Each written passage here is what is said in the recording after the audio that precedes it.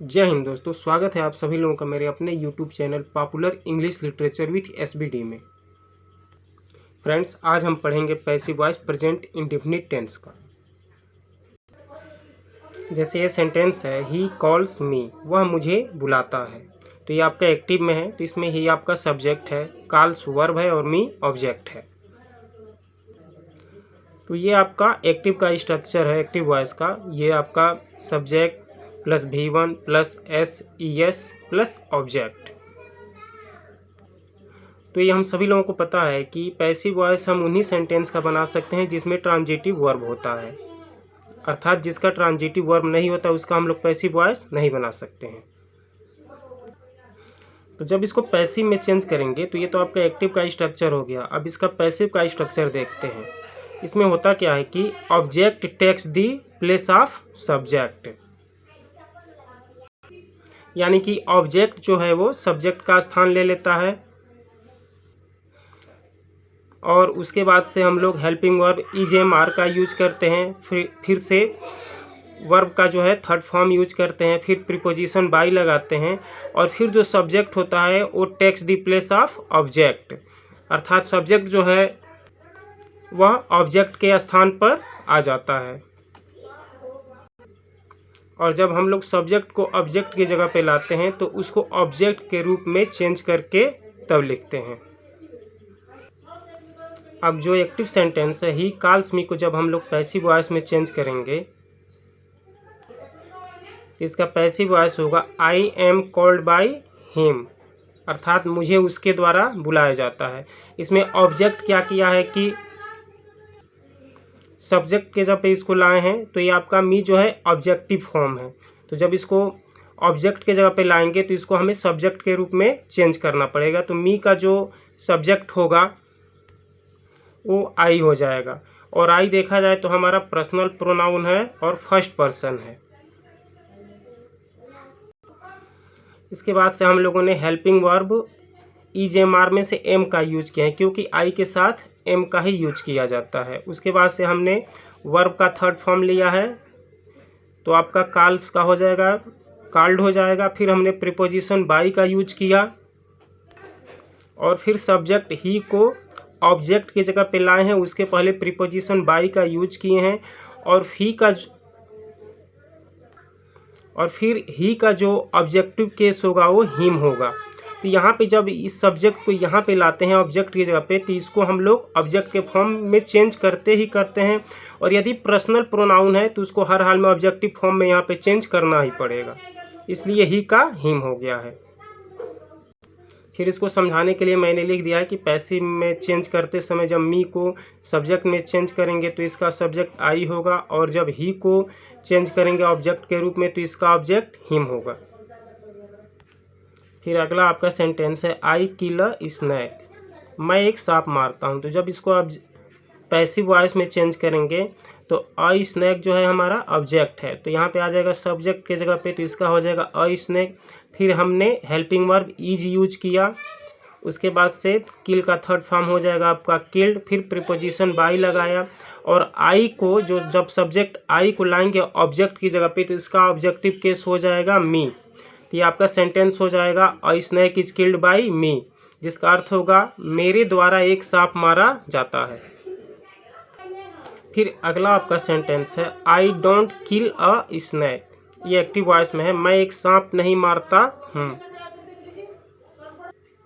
तो इसका passive voice हो जाएगा a snake is not killed by me, मेरे द्वारा एक सांप नहीं मारा गया है। तो इसमें हमने क्या किया है कि जो ये ऑब्जेक्ट है इसको सब्जेक्ट की जगह पे लाए हैं, स्नैक हो गया।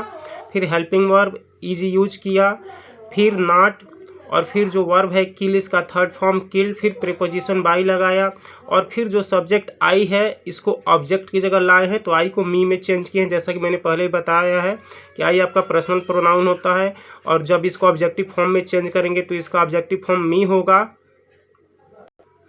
और यहाँ पे जब सब्जेक्ट को लाते हैं तो प्रीपोजिशन बाई लगा के और उसको चेंज ऑब्जेक्ट के रूप में करते ही करते हैं, तो आई का मी हो जाएगा। तो snake is not killed by मी।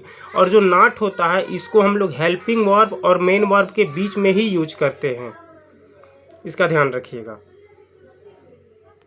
फिर अगला सेंटेंस है do you learn the lesson, क्या तुम पाठ याद करते हो। तो ये आपका एक्टिव वॉइस में। जब इसको पैसिव में चेंज करेंगे तो इसमें सबसे पहले हम लोग हेल्पिंग वर्ब को लाएंगे, तो हेल्पिंग वर्ब आपका यूज हो जाएगा।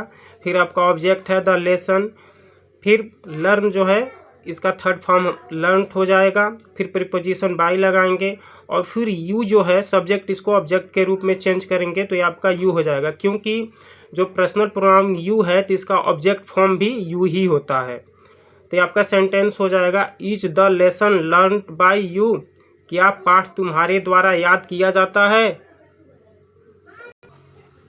फिर अगला सेंटेंस है क्या वह नौकर को नहीं पीटता है। इसका होगा does he not beat the servant. अब इसका पैसिव वॉइस देखते हैं कैसे होगा। तो फिर यहाँ पे सबसे पहले इज लिखेंगे, उसके बाद से ऑब्जेक्ट जो है द सर्वेंट लिखेंगे, फिर से उसके बाद नॉट का यूज करेंगे, फिर वर्ब जो है बीट का थर्ड फॉर्म बीटेन हो जाएगा और फिर प्रीपोजिशन बाय लगाएंगे और फिर ही जो सब्जेक्ट है इसको ऑब्जेक्ट की जगह पे ला के चेंज करेंगे तो इसका हिम हो जाएगा।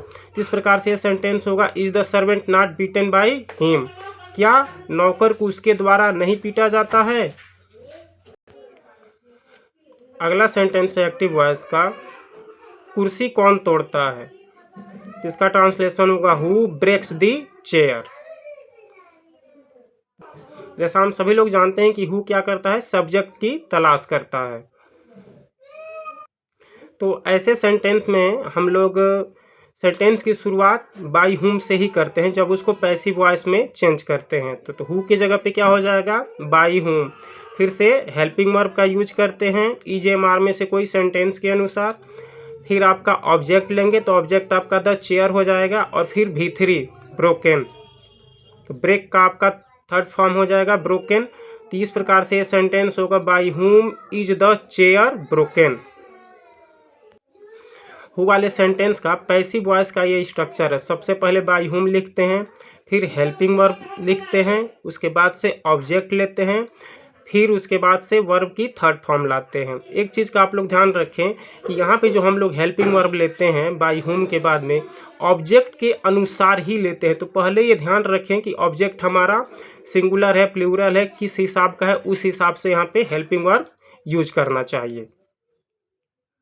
ये आपके पैसिव वॉइस से रिलेटेड कुछ रूल हैं कि पैसिव वॉइस में कैसे चेंज किया जाता है। तो रूल नंबर 1 है कि पैसिव वॉइस बनाने में जिस ऑब्जेक्ट को शुरू में लिखा जाता है उसी के अनुसार हम लोग हेल्पिंग वर्ब ईजेएमआर में से कोई यूज करते हैं सेंटेंस के हिसाब से। उसके बाद मेन वर्ब की थर्ड फॉर्म लिखी जाती है, फिर अंत में बाय लगाकर कर्ता को कर्म बनाकर लिखते हैं। फिर रूल नंबर 2 है कि पैसिव वॉइस में निगेटिव सेंटेंस होने पर हेल्पिंग वर्ब HV मतलब हेल्पिंग वर्ब है, हेल्पिंग वर्ब और मेन वर्ब के बीच में नॉट का यूज किया जाता है। फिर रूल नंबर आपका 3 है पैसिव वॉइस में जब इंट्रोगेटिव सेंटेंस होता है तो हेल्पिंग वर्ब सबसे पहले लिखा जाता है।